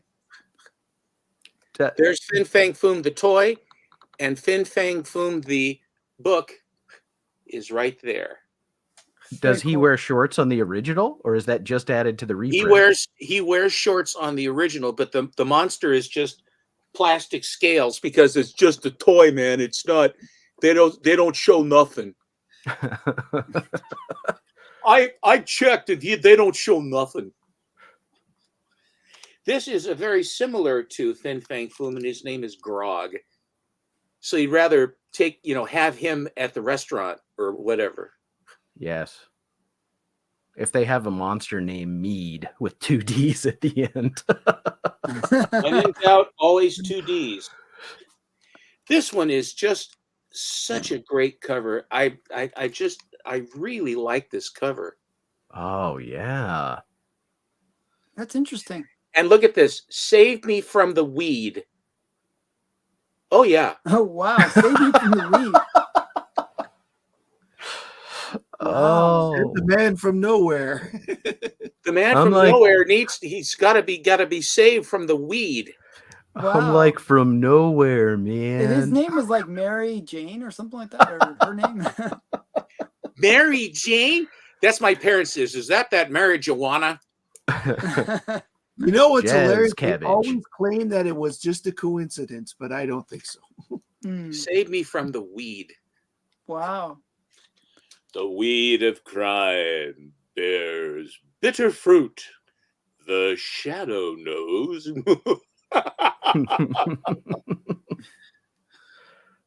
Like you do. Yes. It's a swamp thing. It's a thing from the swamp. Ah, Is it? The thing from the swamp. It's found And us. it howls. We'll never escape it. Never.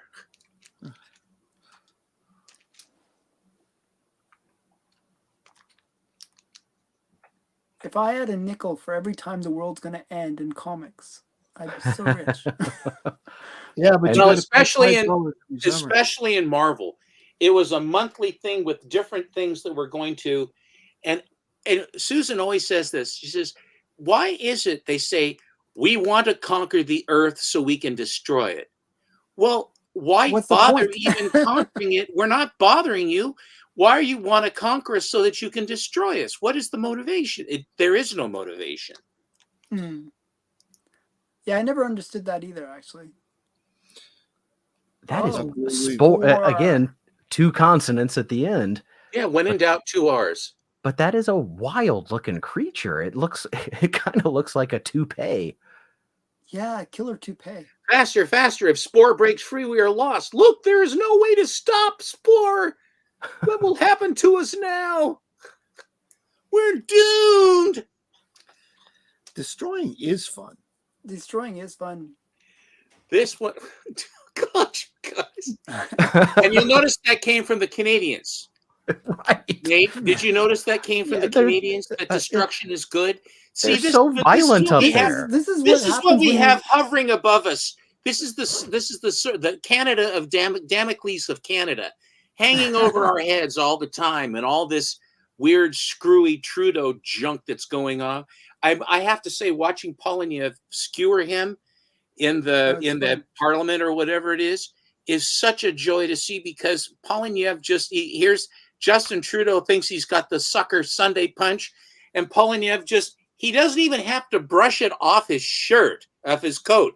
He just smiles and he says, well, and then he pulls out the report. Your own people say that you suck. Anyway, here we go.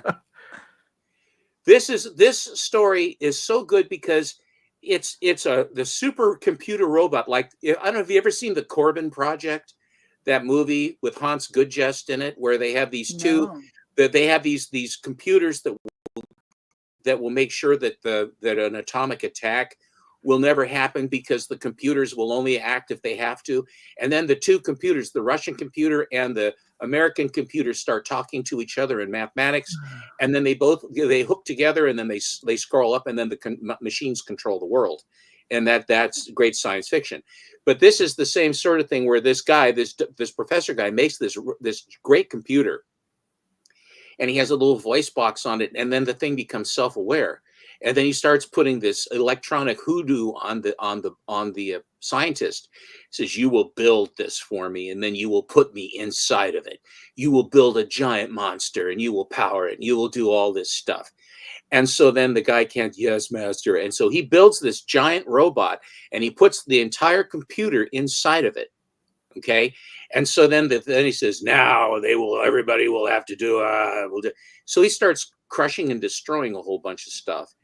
And then the professor guy, just like in Jason and the Argonauts, where Talos, which is the guy that has the helmet and the sword and shield, when they're on the island, and they basically Jason Armstrong as Jason, basically, or Todd Armstrong, basically there's that plug in the heel that has the two plugs, and he puts a spear and he turns it, and all the red hot junk comes out from where Hephaestus put it into it, and then the thing goes, then he dies and falls apart. So in the back, the heel, it was a complete ripoff of that, although I think this came first, but this has a little heel hatch. And so as the monster walks by to do more damage, the professor guy runs inside, gets inside, he says, puny human, you can't harm me. And inside there is one little transistor. I mean, it's sort of like the whole machine builds to this one little transistor. And the professor guy pulls the transistor out, and then the the thing is dead. Just pulled out the one little transistor, and that was the end of it. Okay. It's sort of like the Flash with Catmos early on in the run, where Catmos has him frozen with a cylinder over him, or a force field over him, and he says, "Too bad you can't deal with this." And then there's this one little light bulb on the side of this machine. He says, that's the thing, and you can't do anything about it. Ah, ha, ha. Well, that morning, Barry had gone in to have a temporary filling put in for a cavity he had filled. And so he says, wait a minute, I have that filling, maybe. And so he basically plucks the filling out of his tooth, and then he spits it at super speed and takes out the little light bulb. And that's how he escapes and defeats Catmos. So robots aren't so tough. I always wonder why they build things that are super powerful, but they always create this one, like, Achilles heel. That's it. And if anything happens to that fuse, I'm gone. I'm just. And they don't put a metal bracket over it or anything else like that. You know, they don't just. Boy, good thing you can't get this thing that can kill me in 1 second. Oh! Colossus. Flee for your lives. He lives. The Colossus lives. Doing a little bit of urban renewal there. Once again, all these people crawling out of windows and stuff like that. I feel like they didn't put enough S's in that. They should have put more, like an extra S at the end. Lots of. Here is Goom. Isn't that great? I mean, that's almost adorable. That's amazing. Isn't Goom great? He's got sort of a baby-like element. He does. Right. And he's the thing from Planet X. Baby. But notice that he's also the thing from Planet X. Right. Yes. Everything's from Planet X. What a drag. How would you like to be? Where are you from? Planet X. Oh, I don't know about that. Planet X is a bad place to be. I guess it's a good place to be from. Yeah. Now, I agree here with is the JX. sun. I think this is early AI generation. This all by hand. This is the son of Goom. And his name is Googam. Check out Googam. I like Googam. Yeah. He looks like a Muppet. It's He looks great. like Isn't it great? It's kind of Cookie Monster like. Googam That's fantastic. will thrill you as never before. You shuddered at Goom.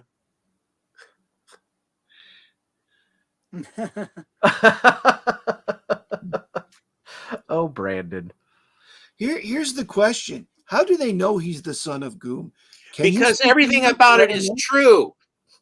Well, when two monsters love each other very much. And they get together, and then they love each other, and then they decide to make little Gooms.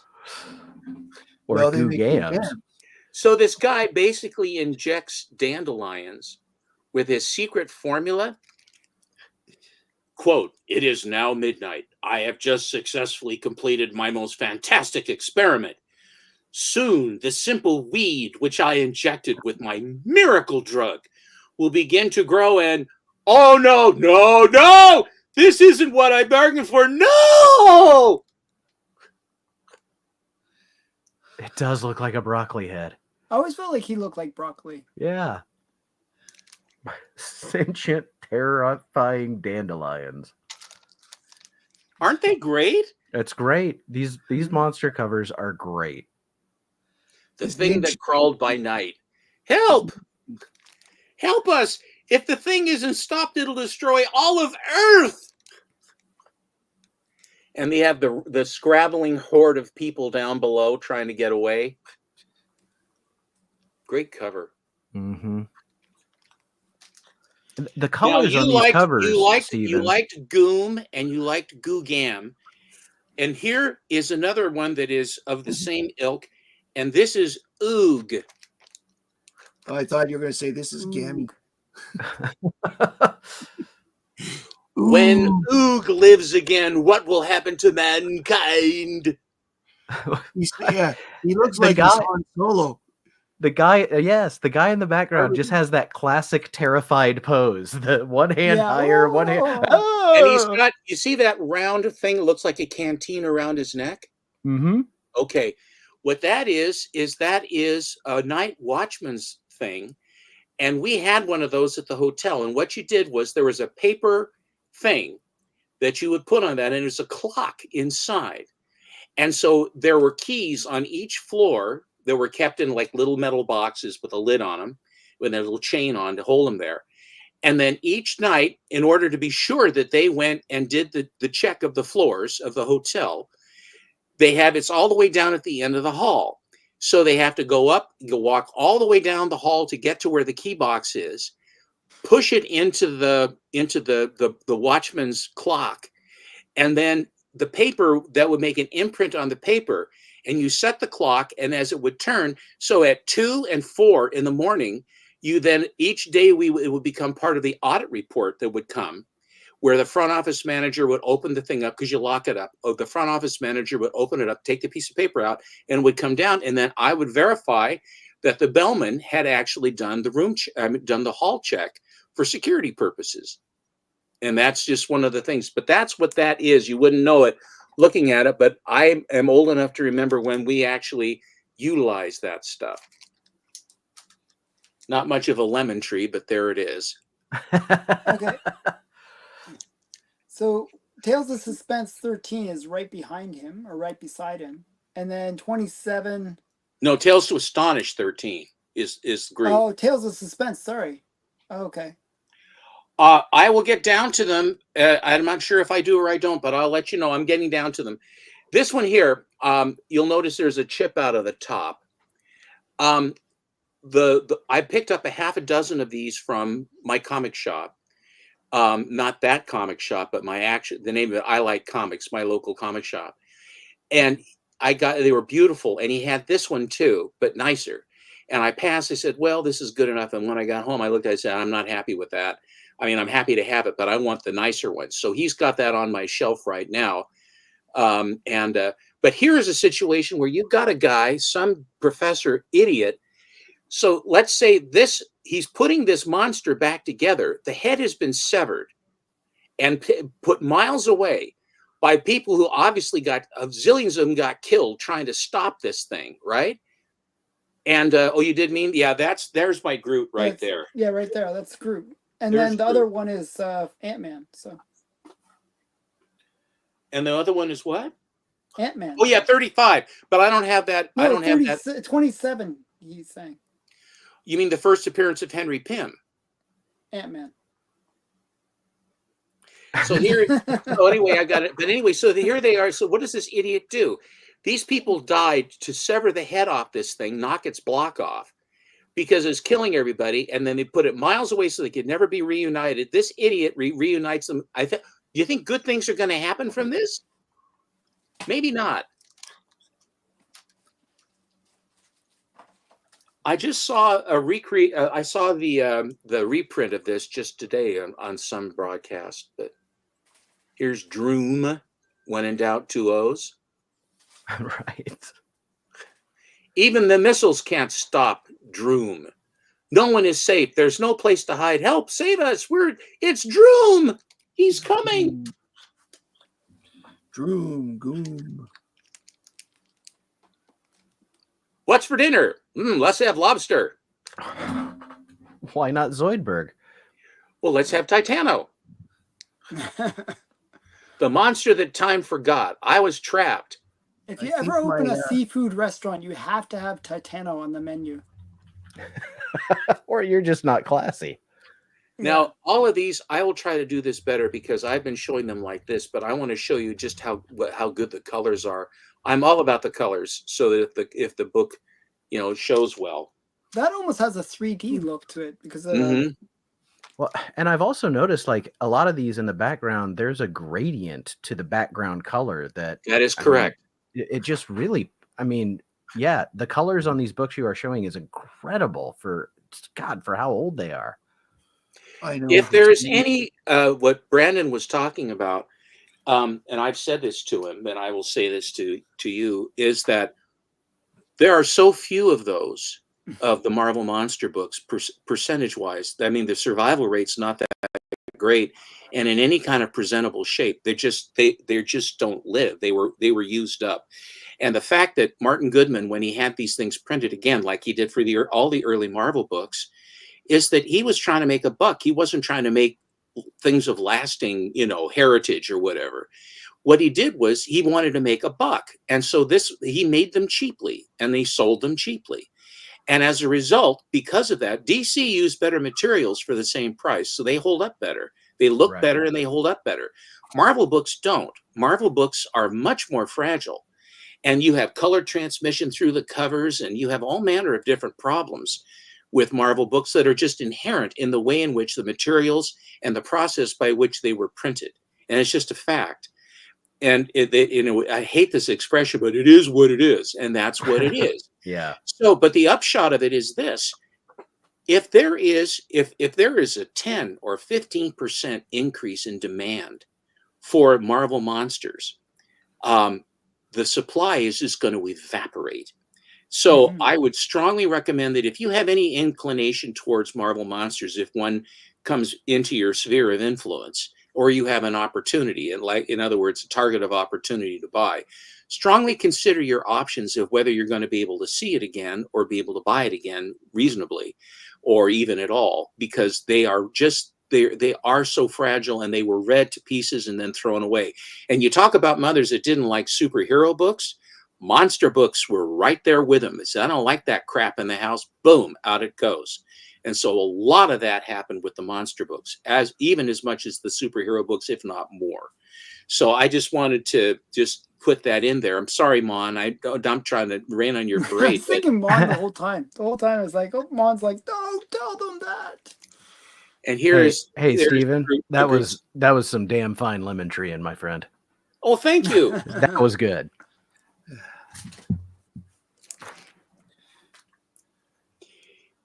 You will never, ever forget Krang. I've forgotten him already. I was expecting a Krang from the Teenage Mutant Ninja Turtles cartoon. You failed me This for is the the last prototype. time. This is the prototype Krang. Krang the Unbelievable. Krang the Invincible. Krang also one of the aliens from The Simpsons? No, that's Kang. Kang and Kang. Kodos. Yeah, Kang. Yeah. Okay. All right. What do we call this next one, Stan? Jack, I don't know what we should call this guy. Well, what do you think? This is, well, I don't know. I don't know anything. And then they read the Wall Street Journal. There appears to be a blip in the oil market today. That's it. We'll call him Blip. There it is. It's Blip. That looks like the Spider-Man and his amazing friends. I will never forget. There's an episode where a computer video game from the late 70s comes to life, and it looks just like that. Like it's an electric I remember creature. that episode. Yeah, I remember that episode strangely too. Yeah, I remember that episode. See, we're all doing it. I remember that. I remember that. I have that. I have that book. I have that memory. I have that memory. I have it. It's in my cart. Don't take it. Now I remember. I actually remember watching this episode now, and my father saying that's the most ridiculous thing I've seen, and I've seen a lot of comic book stuff. Again, look at the scrabbling horde of people that he put in. He very Kirby. And then he has the background is all one color, which is Stan Goldberg is the colorist. Stan Goldberg is the colorist. He's the one that would do all these things with Marvel for Captain America, for Tales to Astonish. I mean, wherever he would go. But he would do amazing things with with his colors. He would actually make the comic book a Goldberg book, as well as a Lee and Kirby or Kirby and Ayers or whoever was the inker. Because the colors, what he could do is like the characters would all be orange. And then the entire background would be blue. If you take your time and look at what the colorist is doing in Marvel books, DC didn't have this. Stan Goldberg is by far my favorite colorist, both DC or Marvel, in the Silver Age, bar none. Their other ones are really, really good. But it's just, and here's another gray monster, right?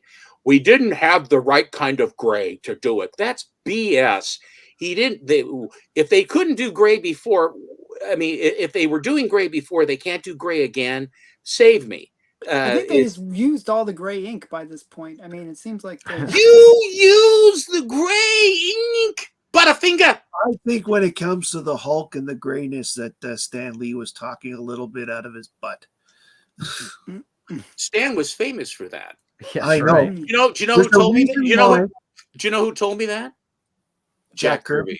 Yeah, There's the reason why Ditko wasn't that pleased with him either. If you really want to know. Yeah. If you've ever seen the character of a Flashy Funkman or Funky Flash, that's his skewer of Stan Lee. Yes, that was by Jack Kirby. It's Thor. When in doubt, 2 R's. The Easter Island guys have had just about enough of people climbing on them. I'm telling you, they just finally got on their last nerve. The monster who waited 1,000,000 years to destroy the world. Again with the destroy the world. Why are you destroying the world? We must destroy. Why? Why are you destroying? The war between Easter Island and Christmas Island. We need a motivation. What is your motivation? I warned you. And this is Stan Lee making the stereotype about how women always are telling you that you get it wrong, right? My wife doesn't do that. But this one, I warned you not to awaken Thor. Now it's too late. It's too late. See, and here's this broad down here. I told you. I warned you about that. And you didn't listen to me, did you? It's so annoying. That is his. I mean, I'm picturing. Was her name from I Love Lucy? Ethel. Her name's Karen. It has to be Karen. Yeah.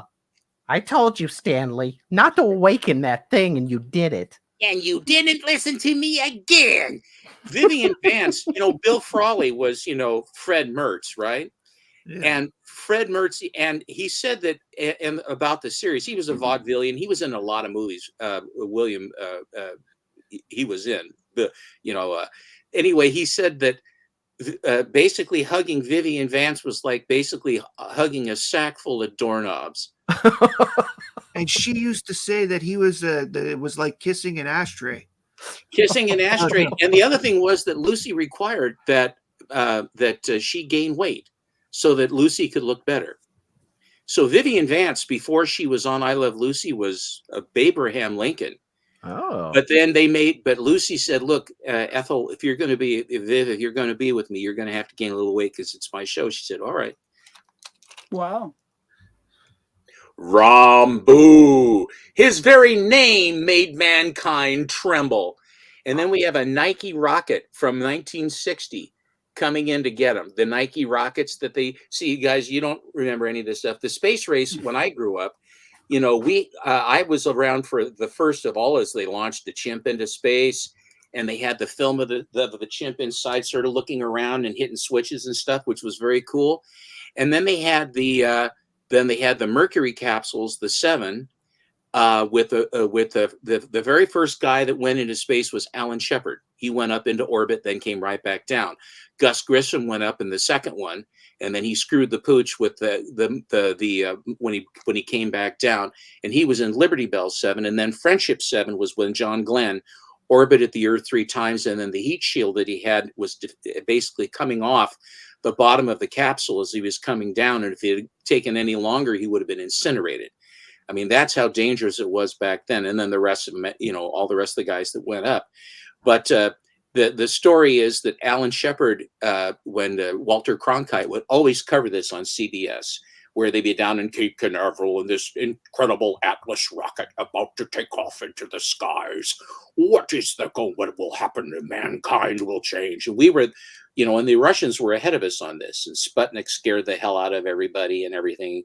And all it did, we went beep, beep, beep. And that's all it ever did. Everyone thought, oh, my God, Sputnik's got my number. So Walter Cronkite said, tell me, Alan, tell me. We're at some cocktail party. Says, what were you thinking about history and mankind when you were sitting on the top of that Redstone rocket? What were you thinking about it as you were lashed and ready to go into space? What did you think about? And Shepard says, well, Walter, I'll actually tell you, but please don't say this, but okay. And of course, it became a standard tale for Walter Cronkite to tell for years after. He says, yes, of course, I wouldn't tell you anything. What were you thinking? Were you thinking about your legacy, about mankind? What were you thinking? He says, what I was thinking about was every single system, nut and bolt on the rocket was low bid. Oh, yeah. Yeah. Built by the lowest bidder. And Cronkite says, what? He says, because here's a guy who's actually going to do it, and is the man that's going to be shot, the first one to be shot into space, right? And he's thinking everything on this thing is lowest cost available to save money, to shoot him into space. That's what he was thinking about. Now, it doesn't get any more basic than that. You know that Canada was the 3rd country on the planet to send up a rocket? Really? Where did it go? Montreal? No. We sent it from Cape Canaveral, like you guys do, and it was called. Where did you launch it? Where did you launch it from? Cape Kennedy, Cape Canaveral. Okay, so you guys had to come down and use our base to launch a rocket. Yes, we did. Did it strike Montreal as it was supposed to? No. It was called Alouette 1, and it was our first. It became the first way that Canada was able to do telecommunications across the country. So they sent a telecommunications satellite into space. Yeah, it was the first of its kind. Well, of course, we had Telstar and Explorer and all these other ones too. And I remember when we had the Olympics, that they were broadcasting from bouncing it off the satellite in space to bring you Kurt Gowdy. The agony of defeat as that poor schmuck gets killed on the ski jump. Time after time after time. And Jean-Claude Killy, who is the downhill skier racer. The crawling. Here's the crawling creature, not like the flying creature or the creeping creature. He's a crawling creature. At least he's not a slithering creature. And he's got all them. He has all them caveman critters over there, and they got that T-Rex thing. Only I dared to battle the crawling creature. I don't know how the South got involved, but Why doesn't that one merit a name with two It will consonants? happen. It will happen, Harris. They couldn't think of a name. I'm going to show it. It has a name, but you can't pronounce it with your human tongue. You must not say his name. You must not say his name. Bloody Bleaker, Bloody Bleaker, Bloody Bleaker. Here comes, you liked Goomba. You liked Goom. Here comes Moomba. This one is famous. This one is seems to be the one they always use as an example of this era. Every picture I see, like if it's just Moomba? Is Moomba. I don't know why they keep picking that one, but Moomba, maybe it's because he looks like he looks like a float in the Macy's Day Parade. Yeah. The people down below don't seem to share your opinion, Matthew. Moomba. How many more do you have there to show, Stephen? Just a few. I'm almost done. Okay. one more long box. It's the abdominal snowman. He exists. We found him, but what do we do now? It was a deadly day for mankind. And he's wearing not his winter coat, which is white. He's wearing his summer coat, which is brown. Some of the sartorial things that you didn't know about the abdominal sold man. Stephen, why are you not in voice work? Yeah. I am in voice work. I am the voice work for Alan's Comic Collector Geek because I am showing the flag because this is our Friday hangout, and we love people coming to our Friday hangout, and only here will you get this kind of content. Only here. Only. Here is the creature. They won't let us do it anywhere else. Now, do you know the thing? Man, I'm an old dog. I am an old dog. Thanks a lot, Steve. I appreciate that. So I think you go to Kroger's, right? You go to Kroger's, the store. Well, here comes Kroger has had enough of that. Kroger is here with 2 R's. And the guy says, but I don't have any shopping to do. I have come to take you to Kroger's. You'll buy the ham sandwich I told you to. I don't like ham sandwiches. Okay, we'll shift to the roast beef, but I'm taking you to Kroger's.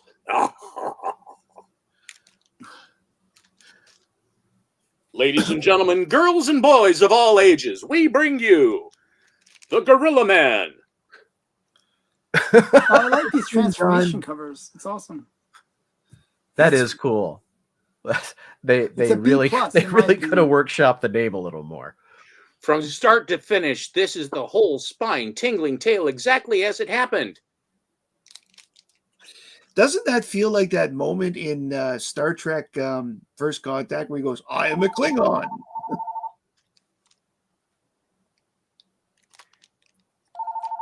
Oh, somebody's calling Stephen. Oh, well, just a second. This is Stephen.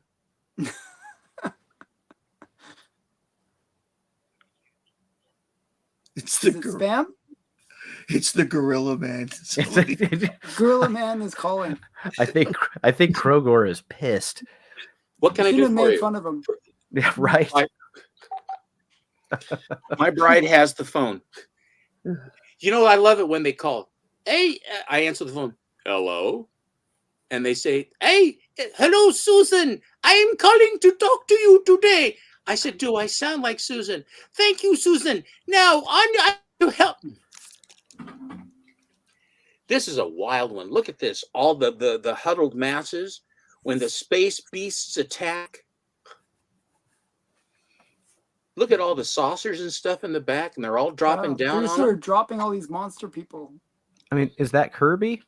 Yes. How the hell do these monsters fit in those saucers? They don't look like they. Yeah, Matt, it's all real. It's all real. Have you ever seen Ultraviolet with Mila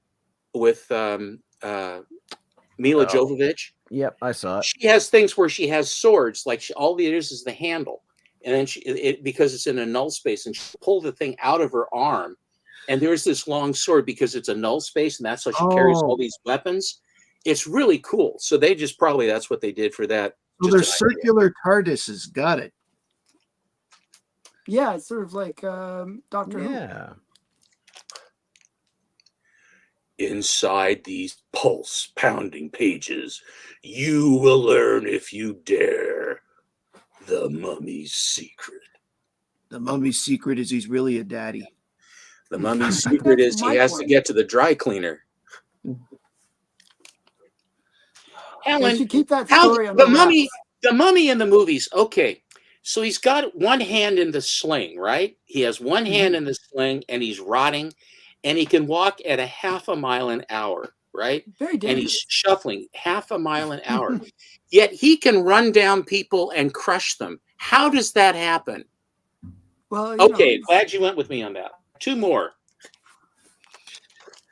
Here is a total Kirby guy with a flat brim hat.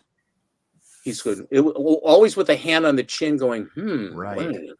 What the hell is that? Something's coming out of that. Something. It's impossible. It's incredible. Nothing could come up from the quicksand except what? What could come out of the quicksand? Sandox. 2 X's. The Bully Boy and the latest lead Ditko him. I am a Martian. The Girl in the Black Hood. And the last one I have, out of the 56 that I have now shown you today, is Heaven Help Me. It's true. There is a monster at my window. Oh, that's great. His name is Peeping Tom. 2 M's. Honey, you're not fooling anyone. No, I mean, really, there is a monster. Have you ever wondered why some stories become comic magazine classics? When you read the startling, mysterious monster at my window, quote unquote, in this great issue, you'll learn the answer. And this is Tales to Astonish, number 34. And the next issue is the first appearance and origin of Ant-Man. Cool. Very cool. I actually am going to show those. I think is that William Shatner inside the window? There's something outside. No, he's on an airliner with a guy in a rubber suit on the wing. Okay. Oh, yeah. Yeah. I don't know what that is. If you feel that, and someone asked him, says, why do you go like that so slow? I think it might have been one of the guys that mimicked him. He says, I cannot tell you why. Yeoman Rand, will you come by my office later on? Yeah, I can come by the office. And they said, why do you do that? Why do you pause? He says, because I can't remember my lines. Right. I'm trying to remember my lines. If you want to know what's going on. Okay. I'll show the ones that people were requesting. One sec here. So they only request from you, eh? Well, you weren't showing them. No, that's fine. So people requested Tales to Astonish 13. This is my you want copy. to do as twinsies? You can do the twinsies if you really want. Well, you told me I'm supposed to, Drill Sergeant. Okay. This is twinsies? Okay, I just hide my grade, and then I can make it look like a really nice copy. Oh, mine gets a thumbs up, though. Okay. And then, do you have the other ones handy? I don't have so that's the first Groot. It's very cool, gentlemen. Then we got the first appearance of Ant-Man in costume. That is the first appearance of Ant-Man, period. In costume, yes. First appearance of Ant-Man, the hero, because he wasn't a hero in the first book. He was running for his life, and it was the one shot. They retconned him. How many times do we have to go through this? And eventually the world will see that I am correct. Well, someday, yeah, I'll be known as... Today is that day. So this one says first appearance of Ant-Man in costume, second appearance of Ant-Man. So I'm going to go by CGCs. What do they know? Exactly. So they're right. Okay, and then we got Tales to Astonish 27, the first appearance of Ant-Man. No, first appearance of Henry Pym. He isn't Ant-Man in that. He is Henry Pym. What defines him as Ant-Man? He's a I'll man tell you. in the A anthill. costume. Okay? No, a costume. It doesn't have to be a Okay, a costume. raison d'etre. No, a costume, a raison d'etre to fight crime. Wait a minute. Also, that he has a cybernetic helmet that he can talk about. His powers are defined, and he does it. He has none of that in that. He has that the is Henry powers. Pym that they He shrinks retconned. down. He You even gets a cannot little change ant my mind friend. on this. That He is gets an ant bullshit. friend. That is the man in the anthill, and his name is Henry Pym. Period. First appearance of Henry Pym. No, I'd say it's the first appearance of Ant-Man. Henry Pym. It says, what does it say on the slab? It says first appearance of Ant-Man, Henry Pym, not in costume. So his costume was at the dry cleaners that day, so he couldn't. Alan, he didn't have any of his super stuff at all in his laboratory. It wasn't pictured. It wasn't mentioned. It was nothing about it. That is not the first appearance of the Ant-Man. It's 35. See, Mon agrees. He says I love how passionate Steven is about being wrong. No, he says, "Good luck, Alan," is what he says, and is right. It's amazing. It's amazing. You know, as you get closer and closer to the magnetic north, I think your brains suffer up there in Canada. Okay. You know? So those are the ones that people requested, and they got it from the person that actually knows the comics. So, well, thank you. Oh, good Lord! I don't like it when Mom and Dad fight. Oh, okay, I'm just joking. I love it. I'm gonna get popcorn. This is Beware, Beware 10, and actually the reason I got this out was as I was getting another book, I found the homages that Archie did to that. Very nice. That's cool. So that's the Betty version, and she's in a red dress. Yeah, and she's in a red dress, and then we got the Veronica version. I hope he kills her. Veronica's the good one. Okay. Are you crazy? Betty is the good one. Veronica is the rich bitch slut, is what she is. So Veronica believes that Tales to Astonish 27 is the first appearance of Ant-Man. Another reason to kill her. Another reason to kill her. Betty has got the misconception. Archie doesn't agree. That's why he's strangling her. Okay, and then we got the book that I was actually trying to find, which is that the is first awesome cover of the creature. Jughead number what is it, Alan? Okay, you can read it for me. Just how long has it been since you cleaned out your swimming pool? What number is that, Alan? It's number 79.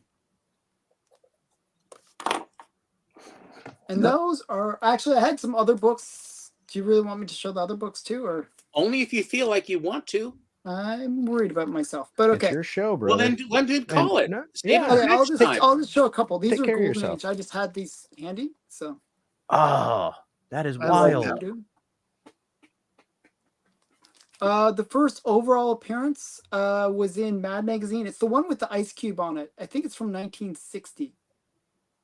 Who is he talking about? Is he talking about Ant-Man? No, he's talking about the creature. Oh, okay. So yeah, so this is Voodoo, which I overpaid for. I way overpaid for that one. Makes me sad. Then we got Strange Terrors, number 1. I like this. Got the girl in the red dress. Got this ghosty dude. Good help is hard to find. And these books are really thick. I'm not sure if you can see well dressed though, but they're really thick. This is number 1 from 1952, and it's a Don Perella cover. Perella. Okay, I'll just mess that up. Okay, and then we go. Haunted. This magazine is Haunted. The guy with no eyes. How creepy. Yeah, that is really awesome. I like fire covers, so I really like this one. Who did that one? This is Seymour. Butts. It took everything Seymour I had Butts, not to say butts. Wait, my I don't have the restraint you do. Is that an M? Moskowitz? I think it's Moskowitz. Yes, Moskowitz. Yeah. It also says Joe Shuster on there. Yeah, Joe Shuster and Bernard Bailey and Dick Ayers inside art. So no talent at all in there. No talent at all. And I thought this one was kind of cool. Adventures into Darkness. Got this guy. He's just taking a steam bath or something. I don't know. In the furnace. What's coming in the window? A werewolf or another it's monster like guy? It's a monster guy. I think it's a full moon too. He's just maybe some other thug. I don't know. And it's what does it say? His bodyguard. Also, read Mission from the Grave. So I don't know. I thought that was a cool one. So that's my thing. I'm doing it short. That's it. Those were great, man. Since we're in double letters right now, I'd like to take a minute to have a quick, acknowledgement of the death of actress Terry Garr, 2 R's, who was in, who was like the hot girl from Young Frankenstein, since we're talking about horror movies. Oh, and I'll never forget she died recently. My favorite line from her was when, nice get up to the castle door. Yes, great knockers. And she goes, thank you. She was also in Tootsie, and she was also in that one episode with Robert Lansing and she of Star Trek? On Star Trek, where it was Gary 7. Gary 7, the spinoff that never happened. And Kirk says, I have a feeling we're going to be seeing a lot more of Gary 7. Well, I'm afraid Mr. Shatner was not right, because they never went anywhere. But he had a cat that could turn into some. Yes. Anyway, it was a good chance. But then Robert Lansing went on over to 12 O'Clock High for Quinn Martin production. Yeah, and then so Paul Burke took over. That one where it's him and the woman and the cat, right? The three of them. And I think they have to do something with the space shuttle. Not the space shuttle, but the rocket, right? That was the episode. It was, I'll be honest. Even when I rewatch Star Trek all the time. Right now I'm on a Voyager rewatch, but when I do TOS, I usually skip that one. I've seen it and I'm like, it just isn't great. No, it's not. But I think they were trying to launch that show. Yes. Right? Yeah. But it was Gene Roddenberry. It was another show that he wanted to bring out. And it did. To me, it seemed almost like a Doctor Who-ish type of prototype show a little bit too. Yeah, I mean, I thought it could have been interesting. It could have been, yeah, but it just wasn't Star Trek. That's why I always skip it. Yeah, it is kind of a sort of like Shatner and what's his name from the Virginian, Doug McClure, in Barbary Coast. Have you ever seen that execrable program? No. Where Shatner gets to dress up like Ross Martin, in Wild Wild West. Ross Martin always puts on the makeup and all the accents and stuff. Well, Shatner tries to do that. No matter what they do to him, it still is William Shatner. And it lasted, I think, 6 or 7 episodes. I watched it as a kid. And even as a kid, and I love Star Trek and William Shatner, it was a complete and total stink burger. Mm-hmm. It was truly awful. Well, back to Terry a really good show though that you if you could see if you can on YouTube. Robert Loggia did a show called THE Cat, T. Heward Edward Cat. He's a cat burglar. And it's a great show if you've ever watched it. I'm getting too far afield. Alan, I appreciate giving us a chance to be in the Spooktacular, and that's all the spooky Marvel Monster books that I have. That's all I own. Yeah, you'll have to wait till next year, where we'll have Spooktacular season 2. Cool. Spectacular Stephen 2? Okay. Season 2. And I hope people forget most of the books I showed, because I'll show them. You're going to get to see them again. Before I let everyone go, a couple things. So tomorrow night, check out all of us, except for Matt. Sorry, Matt. On what's it called? What's the CBC Awards? The CBC Awards. But what's his channel? Brian LCS. Brian LCS, that's it. And that's at 9:00 Eastern. Yep. And you can root for us. Hopefully we win something. One of us. You can also root for our friend Brandon Mon Comics in the chat. And we can also Brandon, who I go for Lettuce, who never shows up. And Lettuce. And there's a bunch of us. Bleeker is also in the chat. Yep. There's a bunch of us that were nominated. K-pop.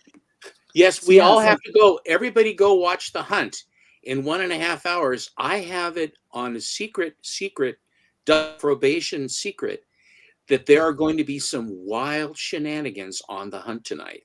Oh, okay. So watch that. The Hunt. Wild shenanigans coming. Wild shenanigans. Okay. And tomorrow, there's a contest between Matt and I that I'll be airing on Sunday. Well, no. I'm going to be airing part 1 on tomorrow, and then Sunday we're going to do the finale of that. So cool. That'll be on Matt's channel. So the first part is on my channel, where I'll be babbling about the challenge that we put out. We went to a Comic-Con and basically battled it out. May the best comic collector geek win. And you're welcome, Callie. And so that's tomorrow. And so thanks guys for hanging out. Definitely check out Hall Yaz's video where he does that book review. That's going to be cool. And thank you. Thanks guys. Thank you everybody. Bye everyone. Have a happy Halloween. Even though happy Friday. Happy Friday. Friday. All Saints Day. Okay, bye guys. See ya.